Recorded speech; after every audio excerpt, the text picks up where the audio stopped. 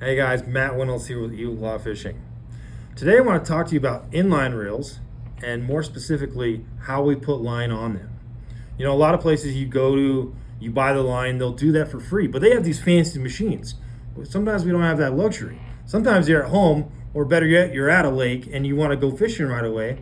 Well, you got to do it yourself, or you have a buddy help you. One thing I like doing is using the rod itself when I have a reel. Whether I'm using the first guide or using all the guides, all I want to do is make sure that line goes on there nice and tight. Have a little resistance. You know, if you don't do that, it'll spool out and bird's nest. So you want to make sure that doesn't happen. So I put the line through the first guide to help me. I put it on the reel, and you can use whatever knot you want to use.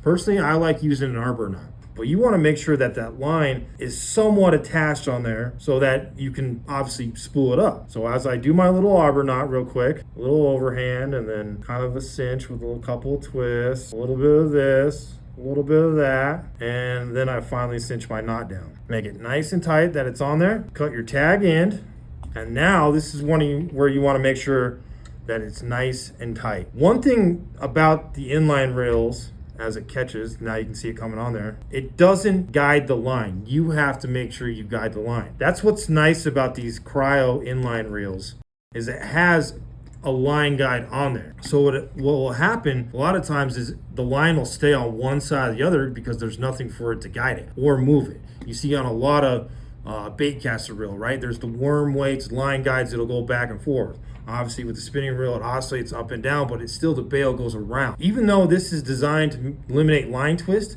the idea here is for vertical fishing, so the line comes straight off the reel. So by helping it guide when you're putting the line on, going back and forth, it'll create an even line distribution for you, so it's not clumped up on one side or the other. As you continue to put the line on, again, make sure there's a little resistance, it's tight. So whether you're having your kid hold it or you're doing it for dad, you know, pretend like you're reeling in a fish. You're big, long bunch of line out there and you're reeling it in. So we're gonna keep reeling it in, feed it, make sure it goes side to side so it's even. And we'll put it on there to the point where obviously it's not overflowing and it won't reel, but you wanna make sure you have enough line on there for the fishing that you're doing. So if you're vertical fishing in 30 feet, put on 50. If you're vertical fishing 100, put it on 150. Put on the line that you feel comfortable with and the line that'll make sense for you. All in all, it's just that simple. So next time you want to put line on your inline reel, grab one, grab your favorite line, and have fun with it.